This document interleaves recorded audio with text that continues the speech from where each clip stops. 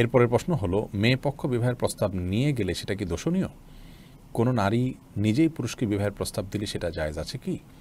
খুবই গুরুত্বপূর্ণ দুটি প্রশ্ন। প্রথম প্রশ্নের উত্তর হলো যে পাত্রপক্ষ যেরকম পাত্রীপক্ষকে বিবাহের প্রস্তাব দিতে পারে, তেমনিভাবে পাত্রীপক্ষ পাত্রপক্ষকে বিবাহের প্রস্তাব পেশ করতে পারেন। ইসলাম শরীয়তের দৃষ্টিকোণ থেকে এখানে দোষের কোনো কিছু নেই। আমাদের সমাজে অনেক সময় এটাকে দোষণীয় মনে করা হয়। আমাদের সমাজে মনে করা হয় যে পাত্রপক্ষ শুধু প্রস্তাব দিবেন, পাত্রীপক্ষ প্রস্তাব দিলে সেটাকে দোষণীয় মনে করা হয়, সেটাকে মনে করা হয় অপমানকর। এটি নেহায়েতই আমাদের সামাজিক একটি ভুল এবং ভ্রান্ত চিন্তা। ইসলাম শরীয়তের দৃষ্টিকোণ থেকে এটি কোনো দোষণীয় বিষয় নয়, বরং কোরআন কারীমের সূরা কাসাসের ২৭ নম্বর আয়াতে আমরা দেখতে পাচ্ছি আল্লাহ রাব্বুল আলামিন সেখানে আল্লাহ নবী শুআয়ব আলাইহিস সালামের ঘটনার বিবরণ দিতে গিয়ে বলেছেন যে তিনি বলেছেন, ইন্নী উরিদু আন উনকিহাকা ইহদা ইবনাতাইয়া হাতাইন।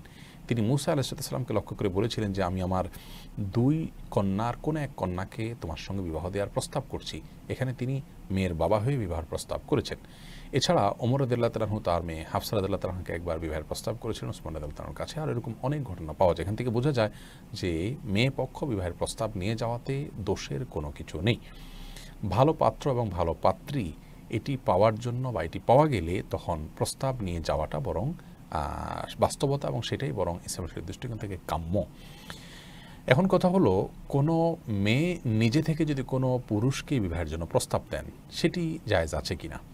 তো এটিও জায়েজ আছে, বিশেষ করে তিনি যদি প্রাপ্তবয়স্ক হয়ে থাকেন এবং শরীয়তের নির্দিষ্ট শর্ত যদি পূরণ হয়ে থাকে, তাহলে সেক্ষেত্রে তিনি অন্য কোনো পুরুষকে তার দিনদারিতা এবং তার অন্যান্য ভালো গুণগুলোতে আকৃষ্ট হয়ে তাকে বিবাহের প্রস্তাব পেশ করতে পারেন। নবী আলাইহিস সালামকে একাধিক নারী বিবাহের জন্য তারা প্রস্তাব পেশ করেছিলেন। এখান থেকে বোঝা যায় যে বিষয়টি দোষণীয় নয় এবং নাজায়েজও নয়।